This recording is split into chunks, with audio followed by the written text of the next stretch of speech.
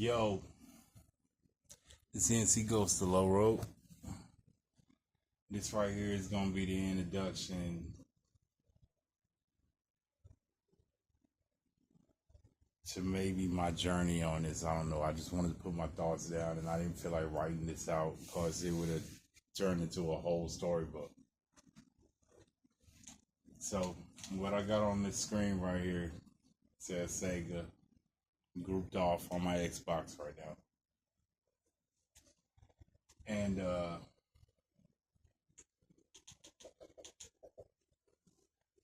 I guess what I wanted to hit on was how I got started in gaming. Now, we had an Atari in the house that I was probably too young to really be able to appreciate. So, to me, that was there, and it really didn't mean that I put my hands on the joystick every now and then, pause. And I mean, it just was what it was. But my first console was probably the NES. First experience, Mario Brothers with Duck Hunt. And everybody had the little gun, you pointed at the TV, whatever, you shot the ducks, and that was a wrap. Probably by the time I was old enough to really know, to at least start to comprehend what I was doing and pay any attention to it. Where today you would have your kids probably playing a Fortnite or Minecraft or something of that nature. For me, it was Super Mario Brothers, Street Fighter, Mortal Kombat, Monster Blood. And I thought I liked that stuff up until I went and tried something else out. I went to a cousin's house and they happened to have Mortal Kombat 1 and a little game called Sonic the Hedgehog. Through use of a blood code, ABACABB on Mortal Kombat 1, and basically speeding around that first stage of Green Hill Zone on Sonic, I found my heart in gaming. So I ain't gonna say what happened to that Super Nintendo and what I did, if it worked or not. But I'm gonna say by the following Christmas, I had a Sega Genesis, maybe even a Game Gear, come to think of it. And I knew it had like Sonic 1, Sonic Spinball.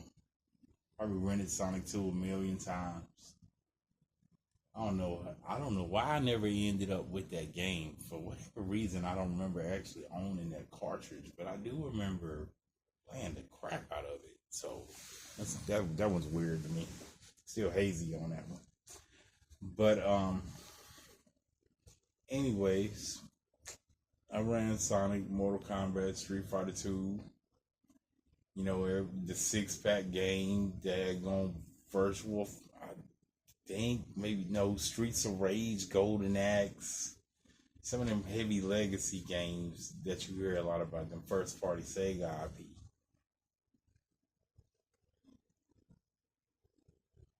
And the reason I wanted to talk about this wasn't to give you a whole rundown of my history with all of those Sega consoles and everything, or to give you a rundown of what led to this, that, and the third. That ain't the purpose of this video. The purpose is basically, there was a point in time when I had gotten a little older. I ended up on the Sega Dreamcast. Followed it from the Genesis to the 32X, the Sega CD, the Game Gear, the Nomad. Man, I want to say the Sega CD might have made its way around me. It wasn't really all that much content on it, but the Sega Saturn and the Dreamcast is basically where I finished up.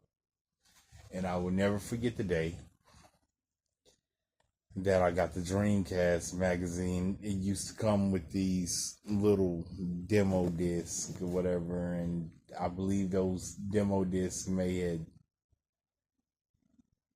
been coming to a little bit of a close at that point. But I'll never forget the Dreamcast magazine when they finally mentioned for the first time that Sega was basically splitting off their first party development studios, the Sega AM studios, if you know anything about that. Like AM2 was Virtual Fighter and Shenmue and all of that, And Sonic Team, of course, that was Sonic, and you had your other teams in there, whatever. I don't remember all the names specifically. I think they was just like AM1, AM2, AM3, all the way up to like maybe 9 or 10 or something like that. I can't remember. But I do remember when they split off from those teams, and they announced that Sega Japan would be, I got CRI, I think, in Sega of America would be identified as Dreamcast. So they were splitting that in, and it was just a lot of movement going on, and you could tell things were getting bad at Sega. The money was low, and Dreamcast got hit with lack of third party support, and a lot of different factors led into killing off what I believe was arguably one of the best consoles of that generation, with one of the best game lineups that I had ever seen on a launch console to this day. So the Dreamcast was it was a hard pill to swallow, and I remember, I was sort of young, and I was a teenager, and was heavy fanboying and console warring and all of this. The PS2 had just came up with his DVD player, and I just remember it all the way up to the point where Sega finally released the magazine and said they was no longer going to be doing consoles. This is back when the internet was still sort of young, so you could follow that stuff online, but you really didn't know all the details and things that we know now. Rumors weren't too much out of control back then, because people weren't interacting like that online just yet. At least not where I was at, because the internet we had was dial up, and you weren't doing too much video watching online and nothing like that. And I remember at the time, I think SNK with their final console, the Neo Geo Pocket Color, they went out too. Well, the Dreamcast, if you looked at the front of it, it had powered by Windows CE. And like I said, we had Microsoft Windows, at least 95 in the house. And I was somewhat aware of what they were, of who they were. And I knew that these Sega games were going to be split and sent other places. Not everything was going, everything was going to go somewhere, but you didn't know exactly where it was going to go. And I remember having to part with some of my favorite games and franchises of all time. Now, luckily, my cousin across the yard was going to get a PS2 that following Christmas of 2001. I had decided to go on and get an Xbox, the first one. And my niece, who was in the same house with me at the time, was getting a GameCube, and that was a lot due to my influence, because, Sonic Adventure 2 Battle was going to be over there. And of course, that's the first thing I bought up. And then to the cousin, Virtual Fighter 4 at the time was going to end up on the PS2. And, I was chasing my game catalog still. But for me, it was Shenmue. Ultimately, that was my excuse to go into that Xbox. And I noticed the control had a similar layout to the Dreamcast. There was Panzer Dragoon went over there, and I knew about Jet Set Radio Future was gonna be on the Xbox, and there was Crazy Taxi and Hydro Thunder and a few other ones like big Sega Rally. Gosh, man, Sega GT. Oh, that was my jam.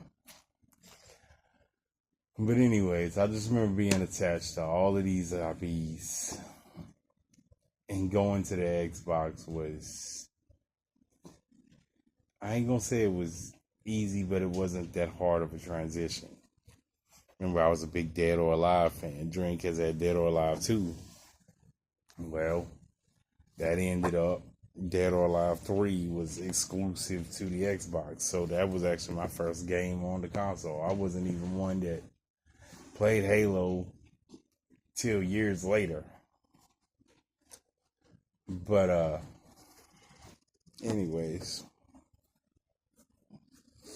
I just remember that feeling, and I mean how hard it could be on somebody who was just, you a console fanboy, and it's really hard to adjust to change. Which brings me to what's going on today, and to some of these fans, I feel for you. I know what you're going through, and honestly, I would be lying if I said part of me don't still want some payback for that Dreamcast, and I would love to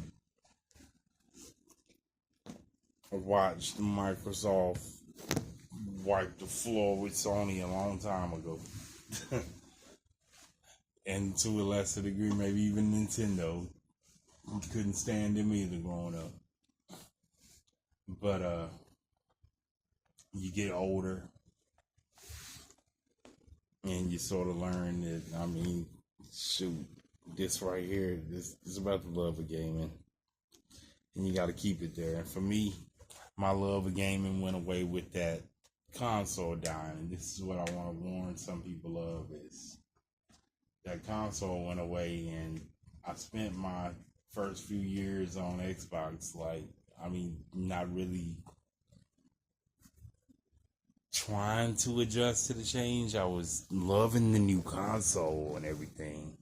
I loved what it could do. It was first thing with a hard drive, online play. It did a lot of amazing things.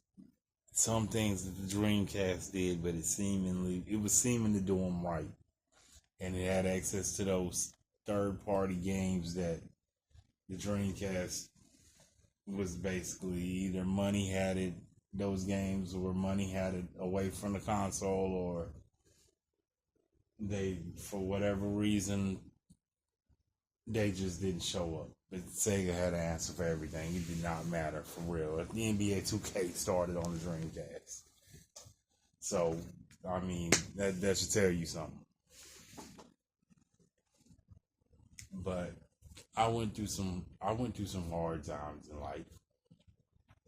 Got a divorce, I had my kids and everything, and I was just sort of down on gaming. And I do remember the transition.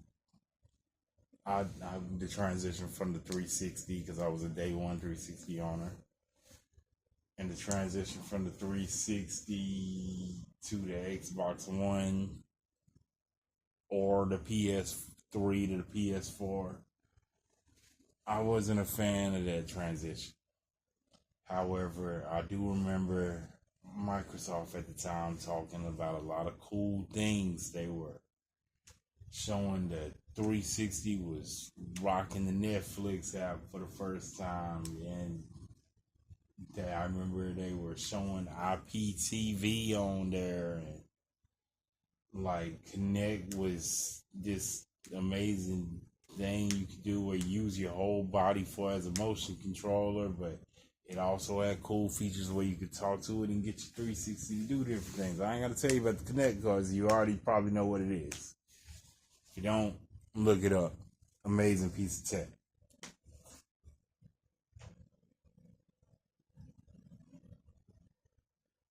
But man, I do remember I do remember that transition, and then realizing that a lot of the features from the previous gens was gonna be gone, and I had started over so many times to the point where I wasn't interested in going forward without being able to take the stuff I had with me. And you want to add insult to injury, be going through some real life stuff, and I didn't want to keep going with it. Like my old childhood was still with me with all the consoles I had, all them games, and for years I thought those games was lost. Some of them are, some of them. There's a black CD case sitting on that table right there that happens to have a, a small portion of them, but I mean it's still a portion of them. So that's, I mean, can't complain about that. Pretty sure all the Sega Saturn stuff is still there. I swear, I think it's all still there. But anyways, Boy Band, I just remember what it was like. I remember how hard it was, and I can also remember sort of getting out of gaming and coming back every now and then to play whatever the latest Sonic game was. I might put my hands on that, and definitely was still following Mortal Kombat along because that fandom never quite went away, man. I had them all. I'd had them all up until that point, up until the one that came out in 2009. I had every last friggin' one of them. I wasn't a fan of what they did in 2009. I ain't gonna lie. They turned Sub-Zero to a cyborg, and that killed it for me. I couldn't accept it. I was just mad that they took 1, 2, and 3. I was the nerd that read the books. So when they changed the story, man, I was pissed. So I was sitting up bitter and gaming and just wasn't having fun with it anymore, and was just mad at the situations that I was watching play out around me, and just pretty much called it quits. It needed to call it quits, needed some time away, but never quit following the industry. I looked at what PlayStation was doing with the 4. Some stuff I was a fan of, some I wasn't. But you gotta realize I was sort of alien to that ecosystem anyways. Some of the more popular games like Call of Duty, I never even gave them a damn shot. So I didn't give a two shits about where that game landed, nor who had the marketing right. I just did not care. I was that guy. I didn't care. A lot of the Xbox IPs, the Fables of the world, the Forzas, the Halos, the Gears, I didn't give a crap about them either, man. They were not a sale to me. I was really stuck in my ways and just totally unwilling to bend on a lot of my stuff. So the last two that I think were standing in the end of the day were probably Sonic and Mortal Kombat. Even Street Fighter went PS4 exclusive, and I was sort of like, man, screw them then. Just platform loyal, you know what I mean? Like, it wasn't about the fact that they weren't on Xbox. It was about the fact that it was over there, and like I said, I was still bitter about that Dreamcast, man. That shit was weird. That shit was real, man. That was really real. But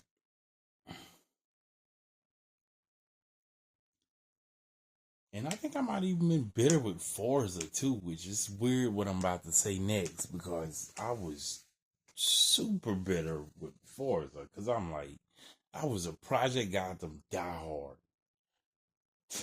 I remember Metropolis Street Racer on the Dreamcast and Project Gotham. For whatever reason, I never had Metropolis Street Racer, but I used to play the crap out of the demo, and I remember the kudos and all of that stuff.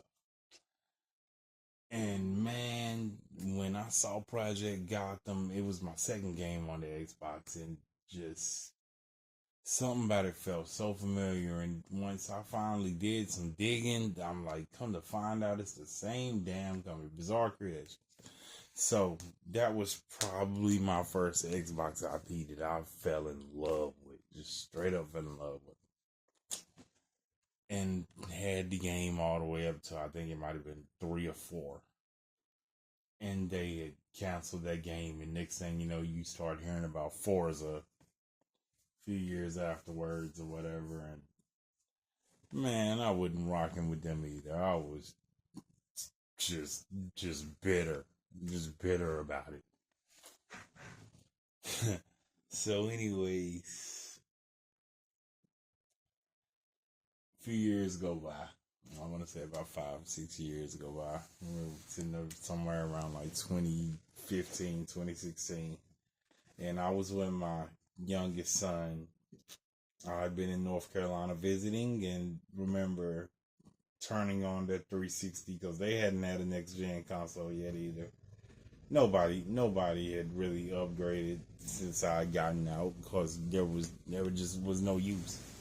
I think the Wii U may have been the platform of choice in my former household, which was weird. But that's where all the grandkids sort of gravitated to. To my mom and dad, they would have been grandkids. So, they sort of, they rocked with it, and I ain't really had no problem with it. So I didn't play it, so I didn't care. But I did turn on the old 360 one day and fired it up, and was just sitting on. I decided to create me a little profile and went on there and started trying out some of the demos and some of the games they had. Some friends of mine was really into Forza Motorsport, and I tried to play him and got whooped in the head-to-head split screen races. Just, I mean, he had me on with the ABS on, and the car was basically being guided by the line, and it was steering towards the middle. Like I sucked. It ain't no better way to put it. I just sucked. So, daggone, I find this demo on the 360 called Forza Horizon.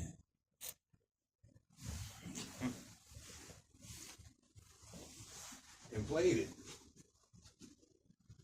By the time you do the intro to the game, you do the intro. You come in sort of hot, reminds you of Most Wanted back in the day. And you come in sort of hot. They're talking. This game's really music oriented, and I love music. And you just, man, the vibe of it between the music, the way the game looked, the car coming in, it was high energy. You do the first race, and by the time you get to the second race, you're in my favorite car, the Mustang, and you got the Mustang versus Mustang. Except the Mustang you racing is a damn airplane, and I'm like, oh, when I say I hadn't played a demo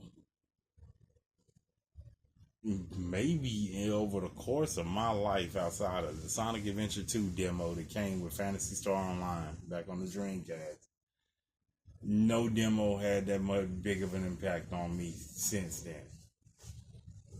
I would put it up there with the first time I tried Dead or Alive 2 this demo, and some other games, Vigilante 8, and there were some heavy hitters back in the day that I tried. There was demos that they left a strong impact and led to me buying a lot of different unique games that I definitely wouldn't have touched without that demo being there. But anyways, long story short, I played Forza Horizon, fall in love with it, and this happened. Can you see it? Make sure it's on here. This happened. I end up getting Forza Horizon, which lives inside of my Xbox Series X now.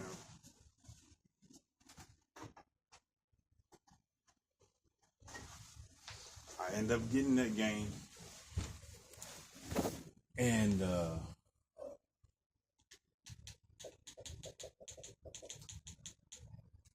I got that game, and the rest I would say is just about history.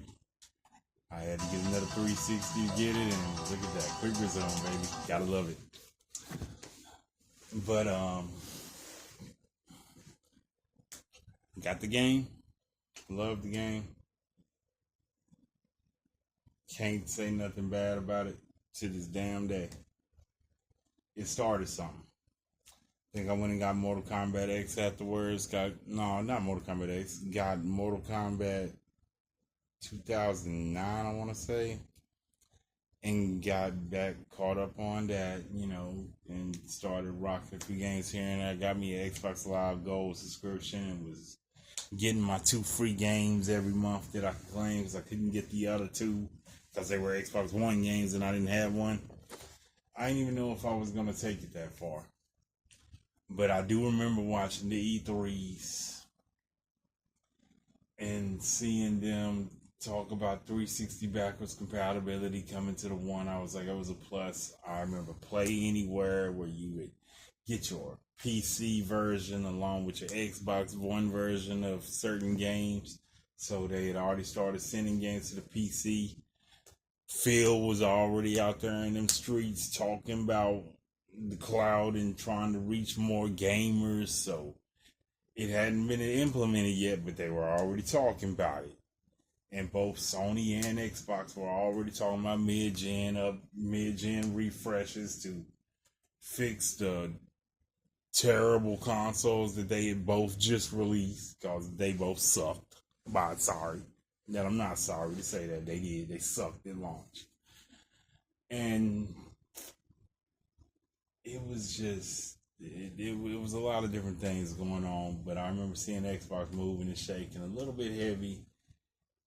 And they announced this thing called Game Pass, and I remember hearing about it. This was definitely 2017, and I'm just like, yo, you know what? That's a proposition. They got, their games is probably in the service, and I mean, there was over 100 games in there, 360 games, OG Xbox and Xbox One. Just remember thinking like, they wanted, I think it was $9.99 at the time for the service. I'm like, that's a deal. And I was already playing for Gold, which was also $9.99 at the time, coincidentally. And I just remember thinking like, that's one hell of a deal, man. A subscription service for video games. Man, it was something that I hadn't heard of, but man, was it appealing. I'm like, it's something that maybe I should be willing to change my ways a little bit and just give that thing a shot, not be so cynical and just give it a shot. So I did. Got me a Game Pass subscription. And I don't think I was really all that in it because a lot of those games were just fucking foreign to me. But the one thing that I remember sort of won me over, and I realized I didn't want to go without that service. I was playing Dead or Alive, not Dead or Alive, but Devil May Cry 4. It was my first time ever messing with one of those games. Should have knew who Dante was, because I could have sworn he had showed up in one of the Marvel vs. Capcoms back in the day, but I digress. Anyways, I'm playing with Nero, and I ran through it a million times and then went and beat that game on normal mode, then turned the difficulty up and ran through it some more and watched the video, got all into the lore, and then it leaves Game Pass. And boy, a day later, I had that game after I realized that it was gone. And had that one, and I think the original 3, because they were on sale alongside of it. So I'm pretty sure somewhere in this catalog is all those Devil May Cries. They're somewhere. I went too far down. Ah, there they are. See, Devil May Cry collection, Devil May Cry 4. Got them as a bundle. 5 wasn't even out yet. So guess who was there for day one for that? Made a fan out of me with that. And I think it was at that point where I realized what Game Pass was really built for and what it was designed to do. And at the same time, I had really started messing with a few different games in that service and using it to help build a actual catalog. And some of the games I have to this day are a result of being on that service at some point. Now, like I said, this wasn't meant to be a story about how I got started in gaming or why I left and came back, and none of that. It's about what's been going on lately and what I've been reading about all of these rumors and about all of these different changes going on and people being afraid that Xbox ain't going to make consoles anymore. They're giving their exclusives away and they're not going to have an identity and blah, blah, blah. Yo, number one, rumor's a rumor. You got to calm the hell down. 2, the only thing that they didn't announce for sure was they said no red lines. At some point, I got to ask you, is it really that big of a deal if it does or don't happen? I mean, what moves consoles in today's day and age? If you really go and you look at these charts, you will see it over and over again. You will see Call of Duty, Madden, NBA 2K, Fortnite, Minecraft, FC, which was FIFA back in the day, and Grand Theft Auto. Then you'll see a few little outliers here and there. Oh yeah, you see Roblox a lot too. And a lot of the times you'll see on your most played games, it's usually free games. People like, to a degree, free games. They get the consoles and you may have your main game that you play, but a lot of these kids and stuff, they go for the free games because they can't just go and buy a bunch of $60 and $70 fucking video games. That's high. It's a lot of money to some people, and I mean it adds up. It really does. So these free games, they take off. Now, one thing I remember also when I was going through the transition, when the transition was happening and I was on my way out and I got out of game and I noticed that the mobile platform was on the rise. Power, the gamers who liked Power used to go to the Xbox brand. Well, at that point, they were going to the PC.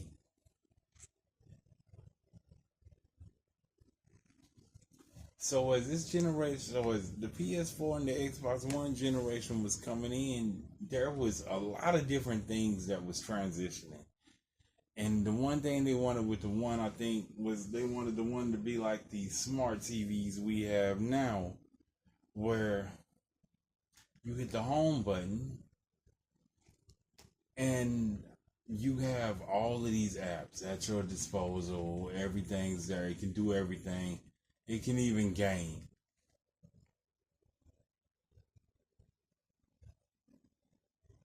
HDMI Xbox.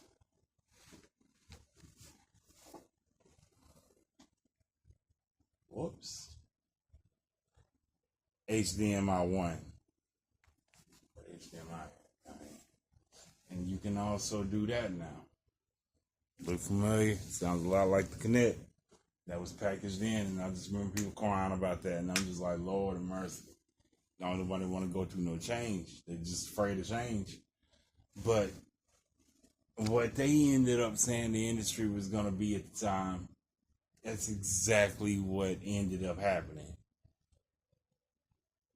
And where all of the gamers went, where all the growth went, you didn't see the growth on console no more. You could see it, significantly happening on PC, but you didn't see it on console like talking about it. I think it was really just the same people. That same, I think it's about 200 million or so people that, always get consoles. And most of them I have more than one. You have a Nintendo in your house. If you got a Switch, then chances are you got another console as a main. If you wanted the hardcores, but that's a lot of the casual households I know too, though. Like a lot of them, they got kids. The kids got Switches while the parent got a PlayStation 4 or an Xbox One. Yeah, that's the way it was at that point in time. And you also saw kids doing something else different back then. And a lot of casual gamers that I knew back then that really was not, they might have said they grew up with a Super Nintendo or something like that, or a PlayStation in the house or whatever. But they also did a lot of scrolling on their phone and playing games on there, and you don't think nothing about it. You're thinking it's a mobile game that's inconsequential to something like this.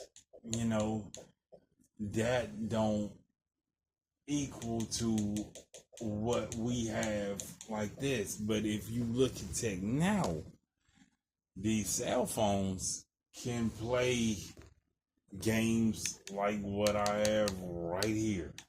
If you don't believe me, look at the latest iPhone. Go and be prepared to get blown away, because the Ubisoft games, they there. The Assassin's Creed shit like that, that's there.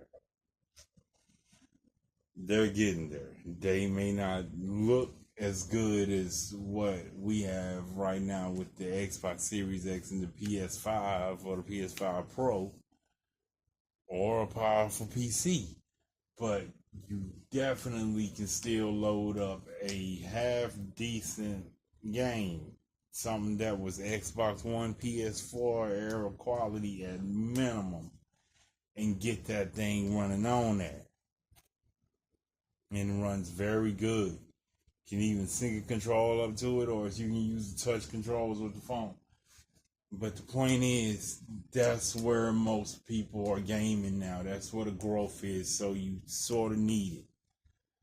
And those of us that are dinosaurs, we are not really all that big on change. We get drug kicking and screaming, but it ain't the end of the world. I embrace this subscription service. This subscription service is arguably what led me to get a whole console. And now I got 3 Xboxes. One person has 3 Xboxes. My kids have their own.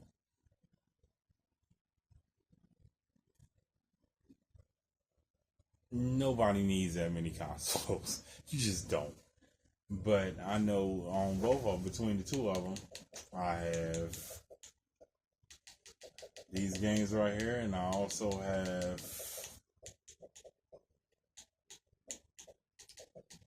every one of these downloaded that is available on the console. Every Xbox first party game is downloaded between this Series X or my other Series X. They're all there. It's over 130 something of them. I couldn't even tell you right now. I have to count. And I ain't got time for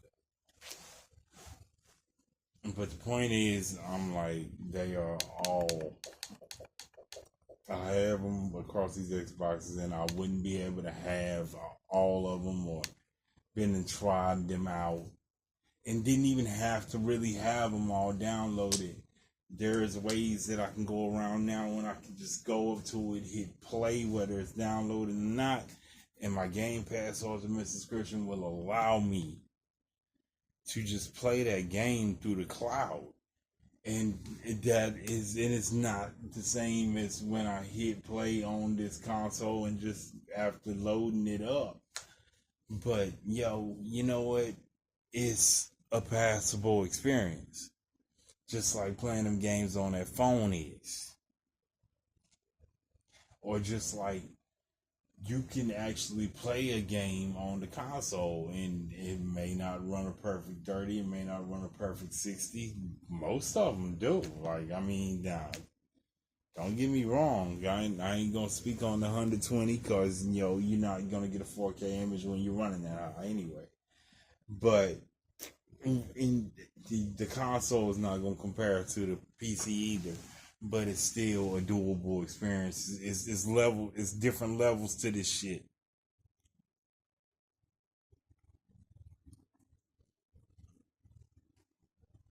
You are gonna play depending on how you pay. But either way, there's different ways to play the same thing and do the exact same thing. And it is not the end of the world. And the more I looked at that, this is Xbox campaign, and I look at what they're doing right now, they're always mentioning putting games, bringing their games to their customers and putting them on different platforms and all of this. And the more I look at it, the more I think about how I can take this right here,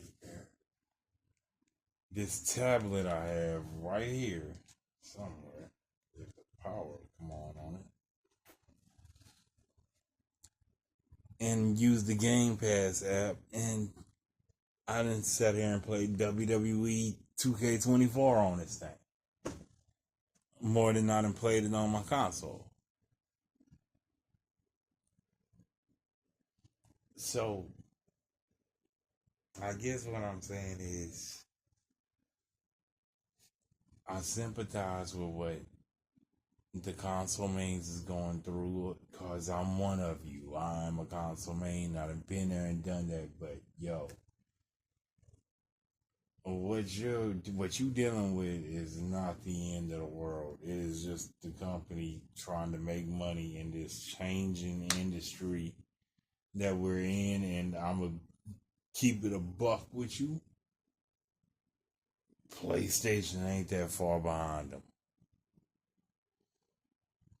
If they do this, if they end up doing business that way, you better believe they're gonna do it too. And the industry is not gonna be like all of a sudden, okay, well, if Xbox games is everywhere, then we ain't got we have no reason to put our third party IP on the Xbox because guess what? We got gaming apps through Game Pass Ultimate. We have cloud gaming apps now on Samsung TVs. There are some in this house where all you got to do is have your control and link it straight up to the TV. They're going on LGs. If they're there, then they're gonna go everywhere else at some point. The same way you see Netflix and Hulu everywhere, you're gonna see that Game Pass app. You are gonna eventually probably see PlayStation Plus if you don't already. Because I know I've seen Spider-Man on them TVs, and I know I ain't heard a damn whimper about it.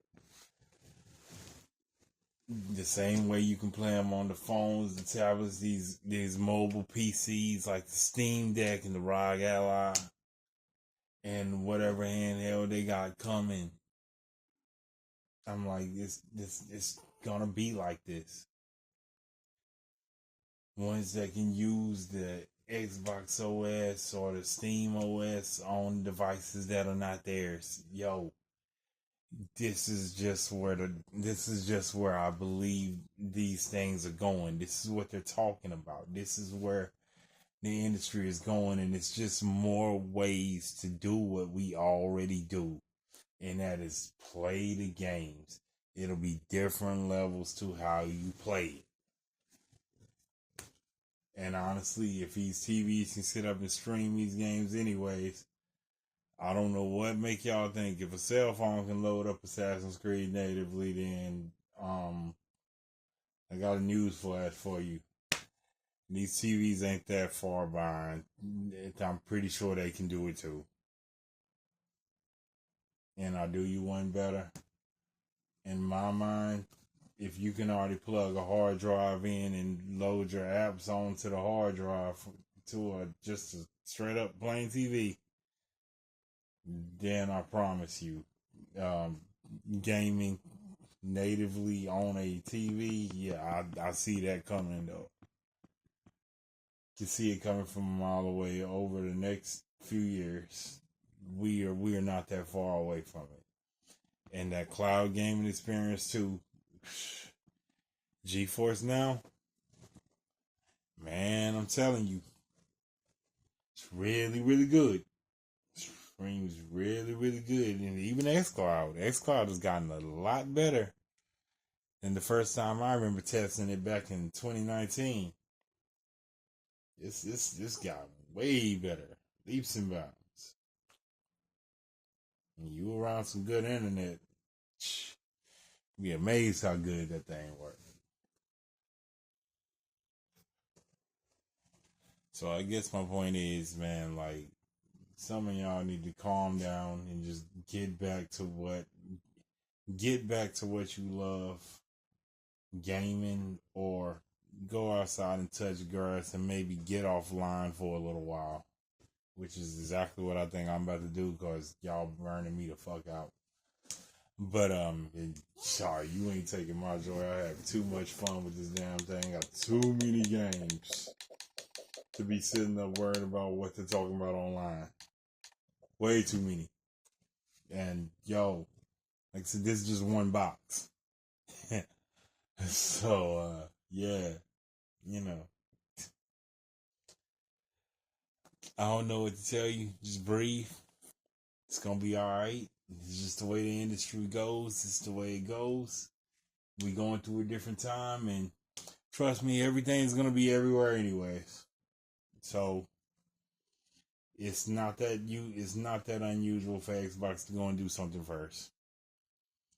And I also know about that article where they're talking about, Xbox could have been shut down in 2021 or whatever. Trust me, we already knew about that.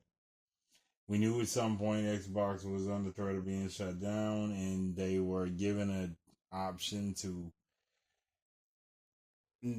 they could either shut it down or invest heavily in it. And we already know they just bought ABK a year ago. So I'm like, yo, that's when it finally closed. They announced it in 21. So it's obvious what they did. They invested in it. And you wouldn't be getting all of these ads saying everything's an Xbox if they weren't still investing in it. They invested in this thing. I was reading an article just the other day where they were showing some device was going to be able to use the cloud to boot up Windows, and the reference they used was if you can stream Xbox video games, then surely you can imagine running Windows, the actual Windows,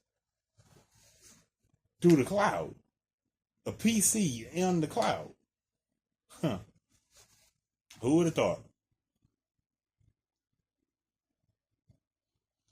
It's just the future. It's just the way things is going to be. And trust me, at some point, man, you may still have a console in your house hooked up to your TV or whatever, but at some point, you're going to be able to just turn your TV on and do all of this. And you may end up finding yourself being like, man, this console shit is in the way. You never know. We ain't got there yet, so you don't know exactly what's gonna happen. And one of the silliest things I'm hearing, I ain't no business analyst or nothing, but I ain't gonna lie to you. These mugs signed a 10-year deal to get Call of Duty on every cloud service you can imagine, and damn PlayStation, to keep it on PlayStation and Nintendo for a certain amount of time, and a year done passed to that. And if you really think that the company that owns this IP and some in that from the same company they bought that is even bigger, like Candy Crush and World of Warcraft, maybe. If you think that they are in a position that they are just struggling, they are hurting, they're not hurting as bad as you think. Trust me when I tell you, they're looking for more. Right now, they're still in litigation, man. It ain't over yet. The FTC under Lena Khan is still there. It ain't over yet. And if you think they done, you got another thing coming. Like he said, no red lines. It ain't nobody off the table. They bought ABK. Nobody is off the table. Trust me when I tell you.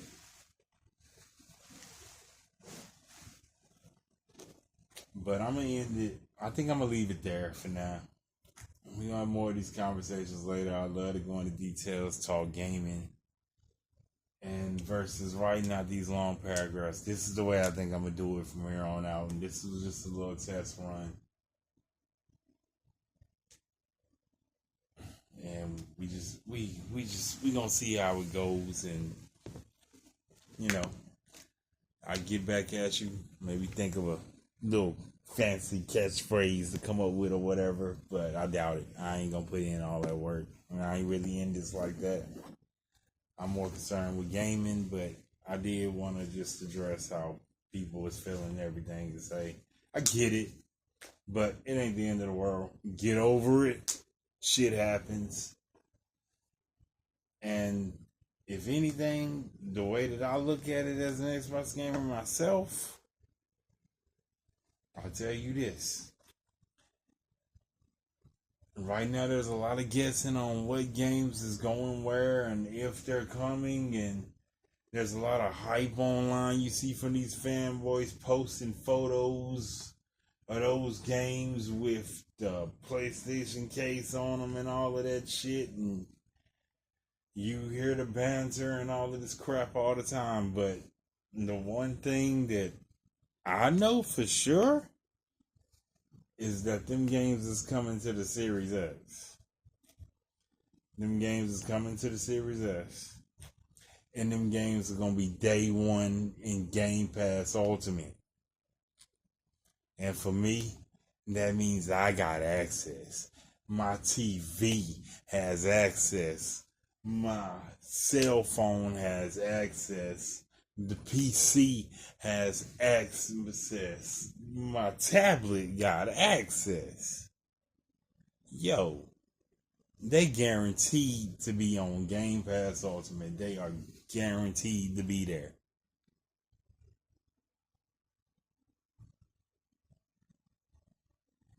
I don't know about what's going where and when, but I know when we get a release date on a lot of the games they're talking about now, we know they're going to Game Pass Ultimate. That's the for sure thing. And until that changes, I ain't stressing over nothing. I'm sorry, I'm not sorry for saying it. But it's just the truth.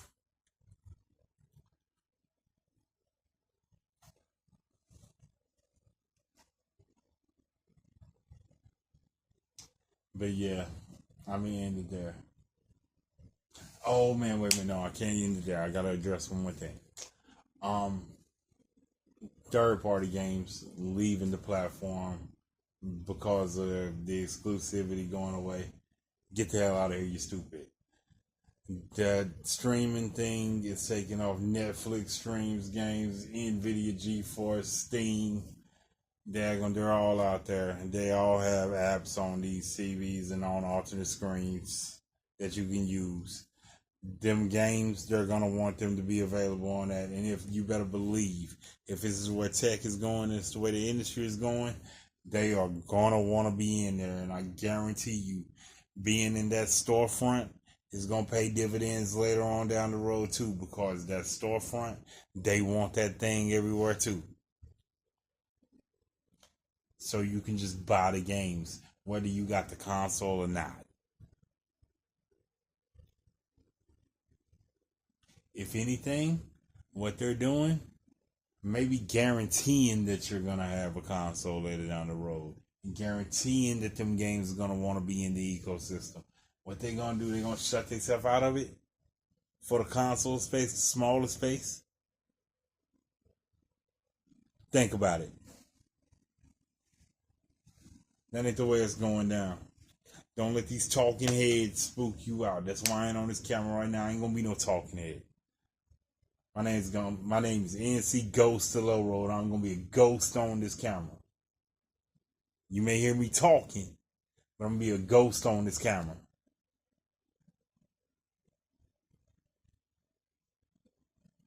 I ain't another talking head here to peddle you shit.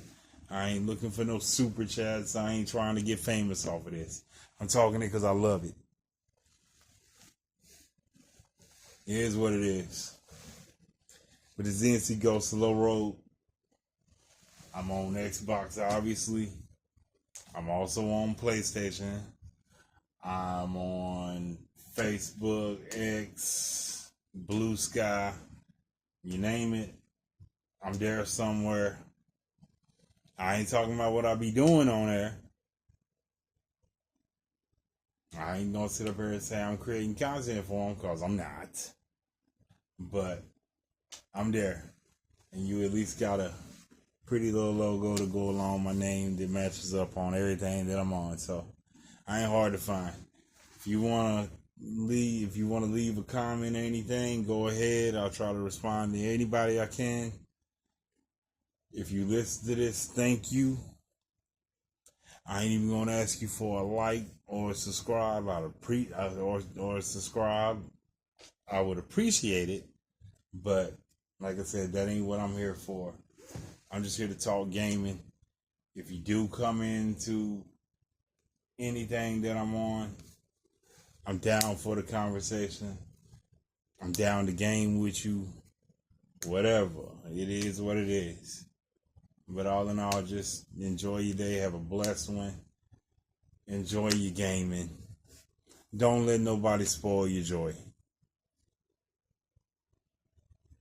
And another thing, don't stress over things you can't control. Jesus Christ. I can't stress that enough. But all right, I'm out. Peace.